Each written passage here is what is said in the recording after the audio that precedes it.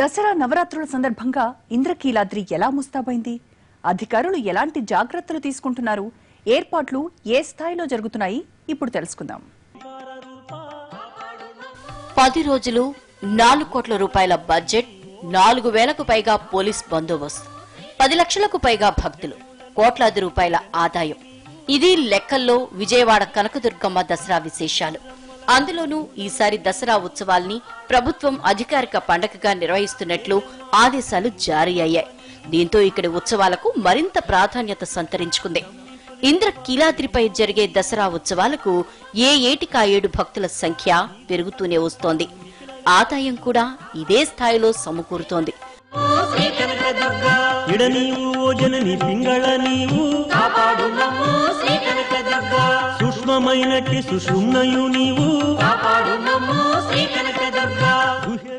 సంబరాల్లో అధికార యంత్రాంగం ఎన్ని జాగ్రత్తలు తీసుకుంటున్నప్పటికీ భక్తులకు కష్టాలు తప్పటం లేదు.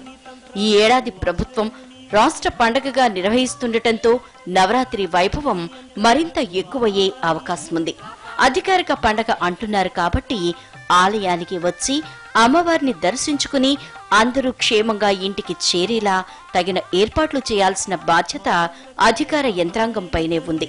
ఒకవైపు రాష్ట్ర రాజధాని నిర్మాణానికి శంకుస్థాపన, మరోవైపు దసరా ఉత్సవాలకు భక్తులు తరలివస్తున్న సందర్భం కావడంతో బెజవాడ కొత్తకడ సంతరించుకోనుంది. అసలే బెజవాడ, ఇక్కడ ఉష్ణోగ్రత ఎక్కువగానే ఉంటుంది. ఇంద్రకీలాద్రి దిగువన వినాయకుడి ఆలయం నుంచి క్యూ లైన్లో దర్శనానికి రావాల్సి ఉంటుంది. అంటే సుమారు 4 కిలోమీటర్ల మేర నడుచుకుంటూ వచ్చే భక్తులు అమ్మవారి దర్శనం ఎప్పుడా అని ఎదురు చూస్తుంటారు. ఈ దారిలో మంచినీళ్లు అందుబాటులో ఉంచాలి. నీళ్ల ప్యాకెట్లను పెడతారు కానీ వాటిని భక్తులకు అందించే వాలంటీర్లు ఉండరు. దీంతో ఒక్కోసారి భక్త జనాలకిదో జలపరీక్ష అవుతోంది.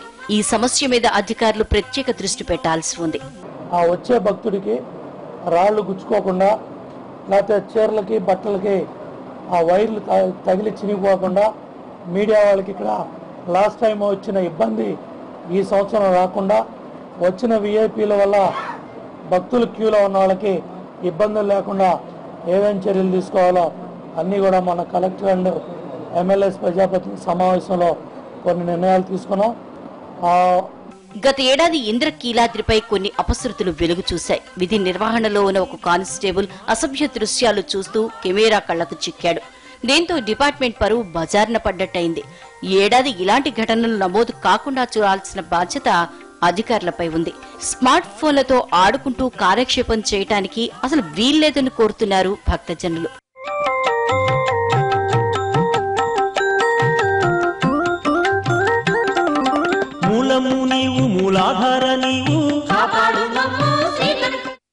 గంటల కొద్దీ భక్తులు క్యూ లైన్లో నిల్చుంటే వీఐపీలకు ప్రాధాన్యత ఇస్తారు. అధికార గణంపై ఈ ఆరోపణలు ప్రతిసారి ఒక ప్రహసనంగా మారుతున్నాయి. ఇలాంటి వాటిని నివారించాల్సి ఉంది. లడ్డూ ప్రసాద పంపిణీ కార్యక్రమం కూడా వివాదాస్పదమవుతోంది. దీనిపైన అధికారులు దృష్టి సారించాల్సి ఉంది. ఎప్పటికప్పుడు ప్రసాదాల్ని భక్తులకు అందించాల్సిన అవసరం ఉంది.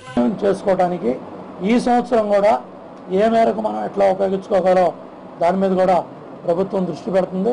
ప్లస్ వచ్చే లైన్లో క్యూలో ఉన్న వాళ్ళని కూడా ఎక్కడ పడితే అక్కడ ఆపేయకుండా ఆ ఆగిన భక్తుల్ని ఏ విధంగా ఎట్లా ముందుకు తీసుకురావాలి, వాళ్ళకి ఆరోగ్యం విషయంలో కానీ, అంబులెన్స్ విషయంలో కానీ, ఆ ఫెసిలిటీస్ ఏర్పాటు చేసే విషయం, టాయిలెట్స్ విషయంలో క్యూ లైన్స్లో కూడా దూరంగా ఆగి వస్తున్నారు. కాబట్టి అట్లాగే ఇటు కూడా కుమ్మరపాలెం వరకు కూడా క్యూస్ లాస్ట్ టైంలో భక్తులు చాలా బాగా వచ్చారు. అలాగే భవానీ భక్తులు కూడా చాలా పెద్ద ఎత్తున వస్తారు. అలాగే భవానీ భక్తులు కూడా చుట్టూ మరి ఆ ప్రదక్షిణ కూడా ఉంటుంది. కాబట్టి ఆ ప్రదక్షిణ దృష్టిలో పెట్టుకొని వాళ్ళు తిరిగే రోడ్లన్నీ కూడా మరి అవన్నీ జాగ్రత్తగా చేయాలి. ఇంద్రకీలాద్రిపై జరిగే దసరా అంటే అందరికీ ఉత్సాహమే. ఈసారి రాష్ట్ర ప్రభుత్వం నిర్వహిస్తున్న పండగ కావటం వల్ల దీనికి మరింత వేడుక తోడవుతోంది. కాబట్టి చిన్న పెద్ద అందరూ అమ్మవారి దర్శనార్థం వస్తుంటారు. వీళ్లలో వృద్ధులకు ప్రత్యేక సదుపాయాల్ని కల్పించడం ఎంతైనా శ్రేయస్కరం. భద్రత దృష్ట్యా అడుగడుగునా సీసీ కెమెరాలు ఏర్పాటు చేస్తున్నారు. అంతేకాదు భక్తులకు సాంకేతిక సహకారం అందించడంలో భాగంగా మొబైల్ యాప్ రెడీ చేశారు. సమస్త సమాచారం అందుబాటులో ఉంచేలా ఈ యాప్ రూపకల్పన చేశారు. ఇడ నీవు ఓ జనని పింగళ నీవు సుఖమైనట్టి సుషుమ్నయు నీవు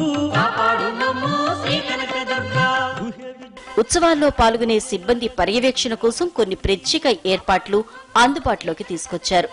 గత ఏడాది దసరా ఉత్సవాల సందర్భంగా 10 లక్షల మంది భక్తులు అమ్మవారిని దర్శించుకున్నారు. ఈ ఏడాది మరో 2-3 లక్షల మంది పెరిగే అవకాశం ఉందని అంచనా వేస్తున్నారు. వచ్చే భక్తులకు తగిన సదుపాయాల్ని అందించడాన్ని ఒక సవాల్గా స్వీకరిస్తున్నట్లు చెప్తున్నారు అధికారులు. దసరా ఉత్సవాల్లో దేవస్థానం ఉద్యోగులతో పాటు దేవాదాయ, పోలీస్, రెవెన్యూ, కార్పొరేషన్, నీటిపారుదల శాఖ, విద్యుత్ శాఖ లాంటి మొత్తం 14 శాఖలు పనిచేయాల్సి ఉంటుంది. వీళ్లంతా సక్రమంగా విధులు నిర్వహిస్తున్నారా లేదా తెలుసుకోవడానికి గూగుల్ మ్యాప్ రూపకల్పన జరిగింది. విధుల్లో పాల్గొనే సిబ్బంది సెల్ ఫోన్లను జీపీఎస్ ట్రాకింగ్ సిస్టమ్ ద్వారా దీన్ని అనుసంధానం చేస్తారు. దీంతో ఎవరే పనులు చేస్తున్నారో, ఎంత శ్రద్ధ పెడుతున్నారో ఆటోమేటిక్ గా తెలిసిపోతుంది.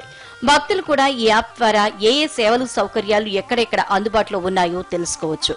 ఆలయ పూజలు, సేవలు, అన్నదానం, ప్రసాద కౌంటర్లు, బస్ రూట్లు, వసతి, సాంస్కృతిక కార్యక్రమాల వేదికలు, క్లాక్ రూమ్, చెప్పుల స్టాండ్ వంటి వివరాల్ని ఈ యాప్ లో చేర్చారు. ఇటువంటి సేవలు ఇస్తున్నారు దేవస్థానం వాళ్ళు, ఎటువంటి ఏర్పాటు చేస్తారు పోలీసు వారు, ఎటువంటి సేవలు చేస్తున్నారు జిల్లా కలెక్టర్ వారు, ఎటువంటి సేవలు ఏర్పాటు చేస్తున్నారు మున్సిపల్ కార్పొరేషన్ వాళ్ళు. ఇవన్నీ కూడా ఒక యాప్ తయారు చేశామండి. ఈ యాప్లో మనం దుర్గమ్మ యాప్ పెట్టాం. దానిలో మీరు చూస్తే ఎల్లుండి నుంచి వస్తుంది.